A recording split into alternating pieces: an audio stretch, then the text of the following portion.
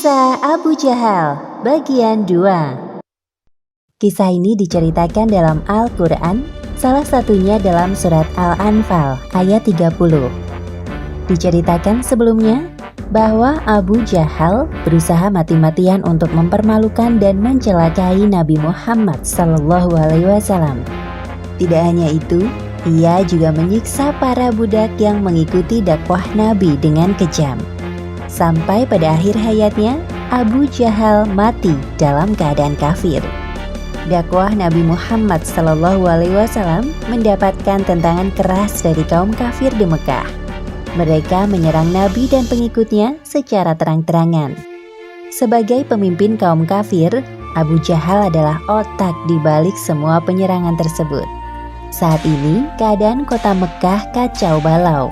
Penyiksaan terjadi di jalan-jalan. Tepatnya pada tahun ke-13 masa kenabian, Nabi Muhammad mengizinkan pengikutnya untuk hijrah ke Madinah. Rombongan kaum muslimin berangkat secara berangsur-angsur. Diharapkan dengan hijrah ke Madinah dapat mengurangi penderitaan kaum muslimin di Mekah. Kalian berangkatlah dulu. Aku akan tinggal di sini sambil menunggu turunnya wahyu dari Allah Subhanahu wa taala untuk hijrah ke Madinah. Baiklah kalau begitu, wahai Rasul. Mendengar kabar kepindahan kaum muslimin, Abu Jahal mulai gusar. Ia takut bahwa nantinya kaum muslimin akan mendapat tambahan kekuatan yang besar dari penduduk Madinah untuk menyerang balik mereka. Ini tidak dapat dibiarkan. Kita harus segera menyusun rencana. Segera kumpulkan semua kabilah di Darun Nadwah malam ini. Baik, wahai Abu Hakam. Majelis dihadiri oleh semua kabilah dari kaum kafir Mekah atau lebih dikenal sebagai kaum kafir Quraisy. Bukannya bagus Muhammad itu pergi dari sini? Jadi kita tidak perlu repot-repot mengusirnya. Jebloskan saja dia ke penjara dan biarkan membusuk di dalamnya. Sebentar, saudara-saudaraku, kita tidak boleh gegabah. Aku memiliki rencana jitu untuk menyingkirkan Muhammad. Cepat katakan, wahai Abu Hakam, kami yakin rencanamu itu sempurna. Kita kumpulkan para pemuda dari masing-masing kabilah untuk berjaga di sekitar rumahnya. Kita kepung rumah Muhammad saat tengah malam, lalu kita bunuh dia. Aku yakin apabila kita bersatu, tidak ada satupun Bani Hashim yang berani melindunginya.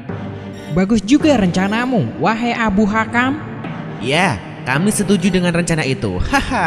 Aku tidak sabar menantikannya. Rencana jahat kaum kafir Quraisy telah diketahui Nabi melalui perantara malaikat Jibril.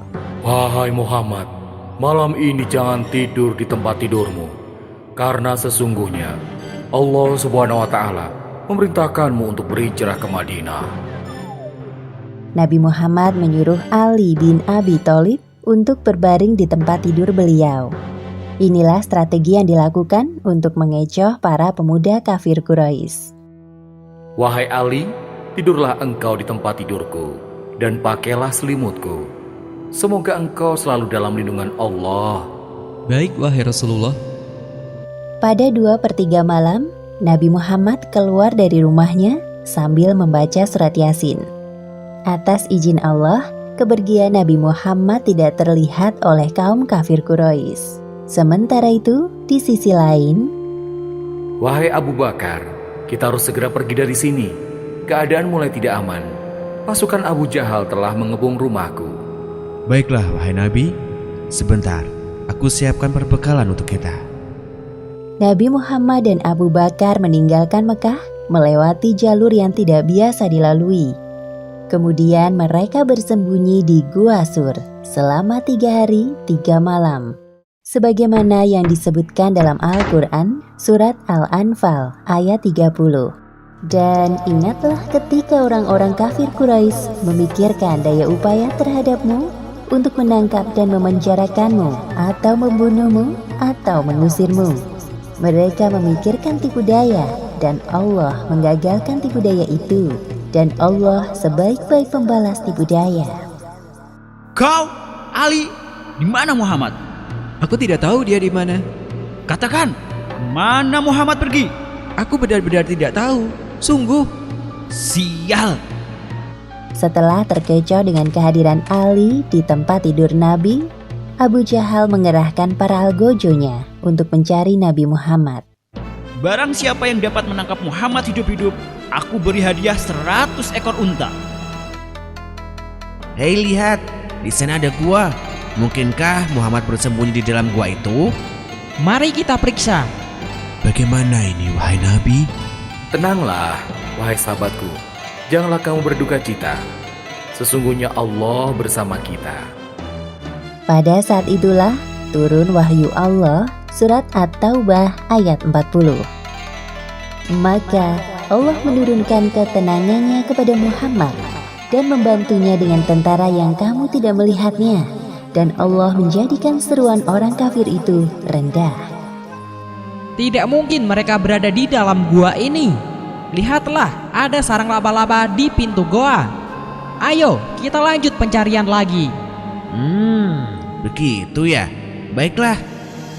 Kedua kafir Quraisy itu telah terkecoh.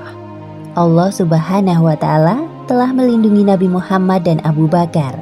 Setelah 3 hari, keadaan aman. Nabi Muhammad dan Abu Bakar melanjutkan perjalanan ke Madinah. Sejak peristiwa hijrah Nabi Muhammad dan para pengikutnya ke Madinah, tindakan Abu Jahal semakin semena-mena, terlebih kepada para budak. Berani-beraninya kalian melawanku dan mengikuti ajaran Muhammad dungu itu. Sekarang rasakan akibat perbuatan kalian. Ya Allah, hanya kepadamu hamba berserah.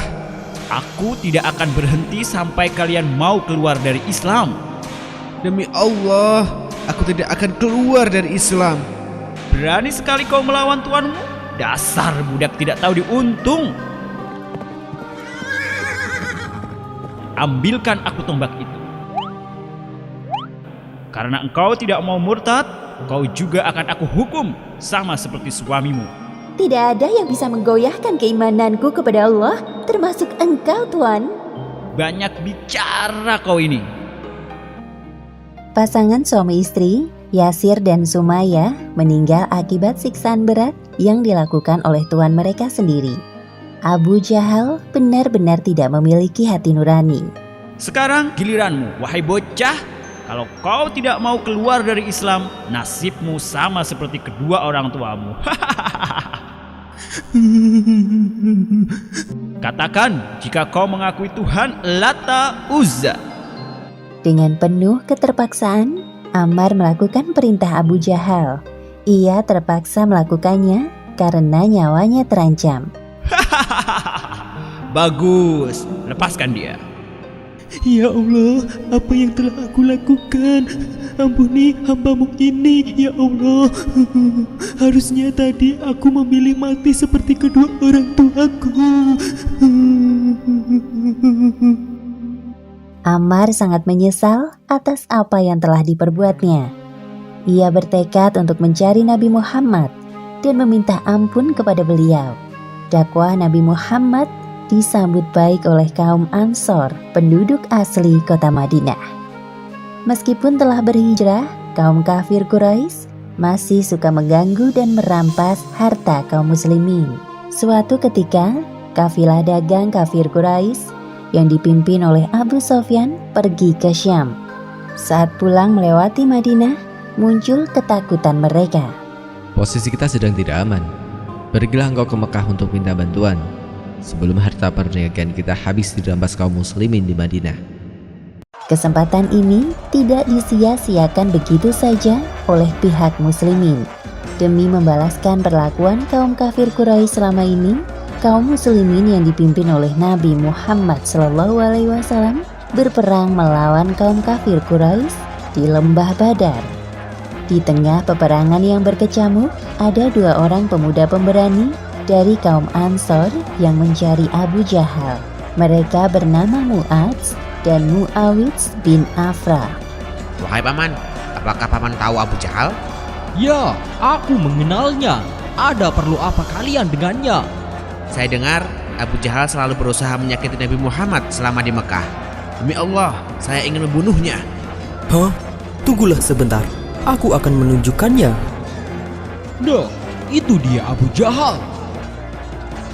Ayo, kita maju. Serbu! Walaupun pada akhirnya kedua kakak beradik itu meninggal, mereka tetap berjasa dalam melukai kaki Abu Jahal. Menjelang kematiannya, Abu Jahal tetap menghina Islam. Di akhir perang Badar, Abdullah bin Mas'ud berhasil melumpuhkan Abu Jahal. Setelah pemimpin mereka terbunuh, kaum kafir Quraisy tercerai-berai. Perang berakhir dengan kemenangan di tangan kaum muslimin.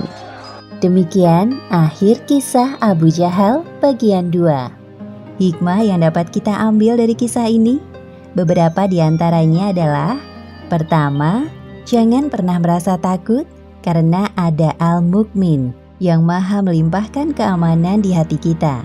Kedua, Sumayyah adalah syahidah pertama dari kalangan wanita yang patut kita jadikan teladan. Beliau telah mengorbankan nyawa demi menegakkan agama Islam.